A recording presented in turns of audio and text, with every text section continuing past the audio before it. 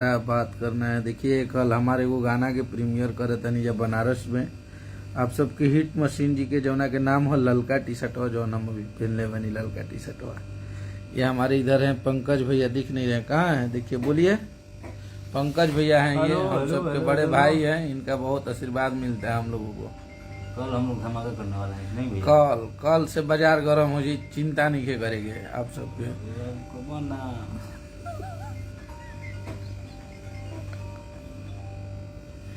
कल एक गाना होता जौन गाना के नाम है ललका टी शर्टवा, बहुत बढ़िया गाना बा। तो आप सब कल ओकरा के आशीर्वाद प्यार देवे के बा आप सबके। जौन की गाना अन्नपूर्णा फिल्म से मोशन पोस्टर टीजर ओकर रिलीज हो चुकल बा। कल 6/15 में गाना के रिलीज करत हनी जा, और ये गाना के जितना भी हमारे भैया के फैन बनी जा और ये जितना भी वहाँ के यूट्यूबर बनी जा, आप सब इस गाने के लिए तगड़े तरीके से स्ट्रांग होके इसकी लड़ाई में एकदम आप लोग आगे बढ़ के एकदम धुरकुस कबार देना है, क्योंकि बढ़िया गाना बा और बढ़िया गाना के जरूरत बा आप सबके और हमनी के पूरा भोजपुरी खाती। तो एगो नीमन गाना बनौले बनी जा, बड़ी मेहनत कैले बनी जा और करत भी बनी जा। तो आप सब तैयार रही जा और एकरा के गाना के एगो लगन के बढ़िया गाना बा जौन की मजा आई। हर जगह आप लोग बजा के डांस कर सकते नहीं, मजा आए वाला बा। तो आप लोग एकरा के सुनी जा और आशीर्वाद प्यार दी जा। काल जौन गाना रिलीज होगा तो आप सबके बहुत पसंद है, ये हमार वादा बा। आप सब बहुत मस्ती करब जब बहुत झूमब जाए गाना पे। तो आप लोग प्लीज आप लोग तैयार रहिए, जितने भी हमारे खेसारी भैया के फैन हैं, जितने भी भाई हैं। और यामिनी जी को लेके कुछ लोग कमेंट कर रहे हैं, तो ठीक है, पहले के बहुत सारे प्रोजेक्ट जो पहले के थे अभी रिलीज हुए हैं, कुछ हुए हैं। तो धीरे धीरे चीजें जो पहले के हैं ना, तो धीरे धीरे कम होता जाएगा ना रिलीज, तो आप लोग को लगता है। लेकिन ये कुछ पहले के भी शूटिंग थे, कुछ अभी भी हुए, तो इसलिए। और वो बहुत कमाल की एक अभिनेत्री हैं, तो इस तरह के आप लोग अगर बोलेंगे तो किसी को बुरा लगता है। आप लोग हमारे भाई हैं, आप लोग को मोहब्बत करते हैं हम लोग, तो इस तरह से किसी को भी निगेटिव आप लोगों को नहीं बोलना है। बढ़िया आर्टिस्ट को हौसला देना है आप सभी को कि अच्छा काम करे और अच्छा हमारे भोजपुरी के लिए हो। Ankit Ojha ji, happy birthday to you Ankit भाई, आपका बर्थडे है तो भैया समझ लीजिए ना उनसे थोड़ा सा। तो फुल सपोर्ट है भैया, प्लीज। बिल्कुल लिरिक्स बहुत बढ़िया बा, आप सबके मजा आई भाई। बात ना आप लोग के बोला था नहीं तो भरोसा रखिए। आपका कश्यप बोल दिया है, बहुत बार बोला है। अभी हमनी के बनारस में बनी जाए हमारे भाई, काल आग लगा देवे के बा, काल धुरकुस उड़ा देना है गाना के साथ। अदब से रिलीज हुई, वाह अदब से रिलाई हुई। बस अपना जलवा बरकरार रखिए। बिल्कुल बिल्कुल बिल्कुल, आप सबका मोहब्बत बना रहे, आप सबका प्यार बना रहे। हम लोग मेहनत कर रहे हैं और बहुत तगड़ा तगड़ा गाना आप सब देखने वाले हैं, अभी लगातार देखेंगे। हंसावे वाला, नचावे वाला, रुआवे वाला कुल लेके आई भैया। अब थोड़ा सा भैया शूटिंग से अब फ्री भी हो जाता है 2-4-10 दिन में, तो अब बैक टू बैक बहुत सारा गाना करब। अभी तो बहुत सारा गाना रिलीज भी भइल, जौन पिछला बार बनारस अभी 10 दिन पहले शूट कैले रहनी है, जब 5-6 गाना वो रिलीज होता तब तक और बड़ा बड़ा शूट करब जा। अभी बहुत बढ़िया बढ़िया लोकेशन पर शूट करे वाला बनी जा, तो आप लोग के बहुत मजा आवे वाला बा।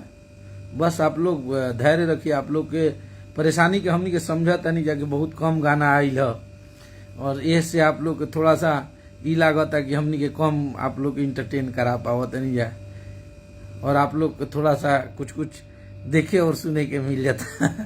तो आप लोग धुआं कर देवे के बाप की पैरी, 2 इंच जगह नहीं छोड़े के, गर्दा कर दिया जाए, चिंता नहीं करेंगे।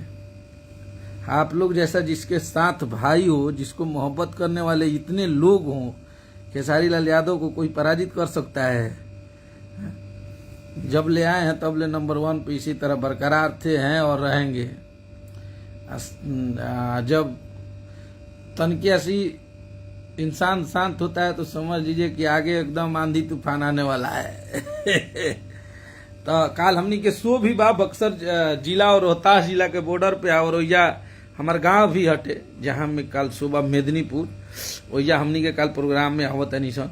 भैया संजय चचा के यहाँ संजय सिंह जी और भोला सिंह जी जो कि मुखिया हैं वहाँ के, और हमारे गर्जीवन हैं, उन लोगों से हम लोगों की बहुत उम्मीद रहती है। तो कल उनके दरवाजे पे हम लोग उनके भतीजे के शादी में तिलक में हमने क्या आवत है निशन, तो कल मजा आई। वजह जे भी बा आरा और छपरा आरा बक्सर रोहतास के सब भाई लोग आए जा, मजा आई।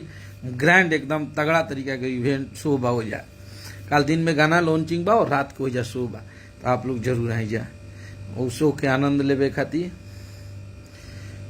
बिल्कुल आज भी 5-5 गो गाना 6-6 गो ट्रेंड करता। कलवे वाला भी गाना आयल बा, वो ट्रेंडिंग में धूल उड़ैले बा। तो trending star, real trending star बोलने में और करने में बहुत अंदर होता है। रियल ट्रेंडिंग स्टार हमारा ट्रेंडिंग स्टार है। तो बस आप लोग का मोहब्बत बना रहे, और कल आप लोगों का यही फर्ज है कि कल गाने को इतना शेयर कर दीजिए ना, इतना सुन लीजिए आप लोग की धूल उड़ जाए। कम से कम एक एक भाई कम से कम 20-20 बार गाना सुनिए और शेयर कीजिए।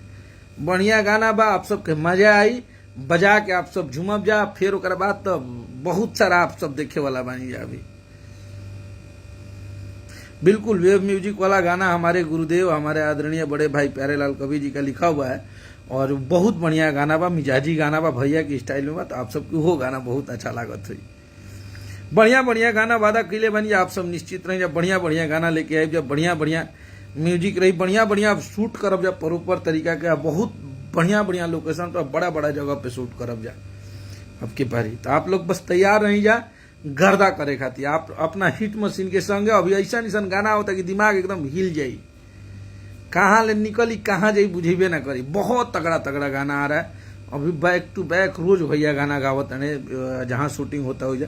तो बहुत सारा गाना आई और आप सबके बहुत मजा आई। लव यू आप सभी को।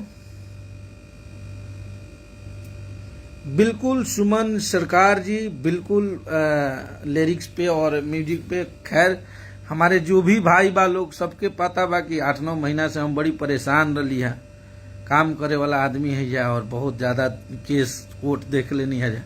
ए वजह से दिमाग ना ठीक रहत रहे, तो आदमी बहुत कम लिखल है, बहुत कम काम करत। लेकिन वादा बा आप सबके कश्यप कभी मार्केट से बाहर नहीं हो सकता। हम अपने मर्जी से होंगे, हमें बाहर करने वाला कोई नहीं है।